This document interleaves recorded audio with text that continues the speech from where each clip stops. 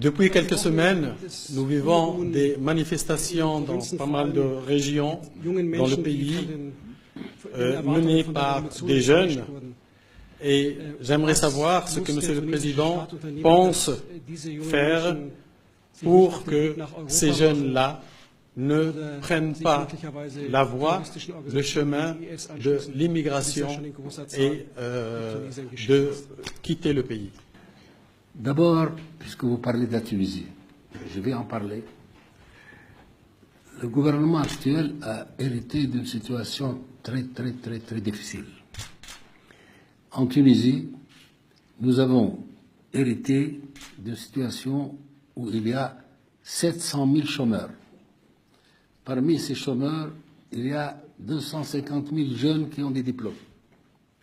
Et nous avons hérité aussi d'une situation où dans certaines régions, il y a de la pauvreté, et dans d'autres régions qui sont marginalisées, qui ne font pas partie du circuit économique. Donc ça, c'est des défis auxquels, actuellement, la Tunisie doit faire face.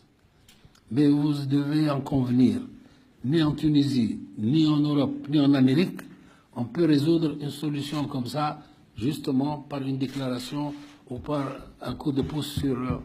il faut du temps au temps. C'est vrai qu'il y a des manifestations. Pourquoi?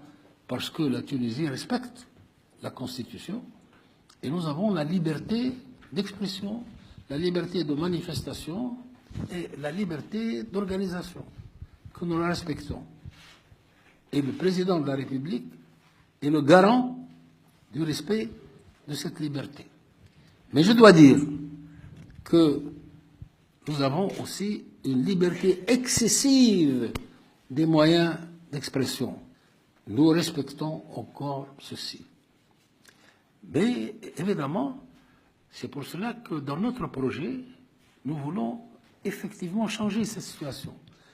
Et c'est pour cela que nous avons évoqué avec le président que l'Europe elle-même, qui est notre premier client et notre premier fournisseur, doit nous aider à réaliser nos projets de développement et toutes les réformes économiques que nous sommes en train de mettre en place. Donc, ces manifestations sont peut-être excessives, mais elles ont aussi des raisons de le faire. Que ces gens-là aillent vers le terrorisme, mais même les Européens sont dans le terrorisme. Regardez ce qui se passe en France ou ailleurs, ce n'est pas des Tunisiens qui font ça.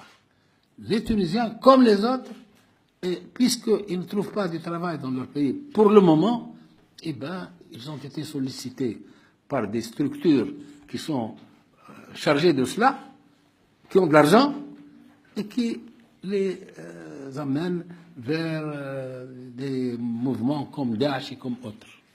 Donc, le mouvement est compréhensible, mais il ne faut pas dramatiser.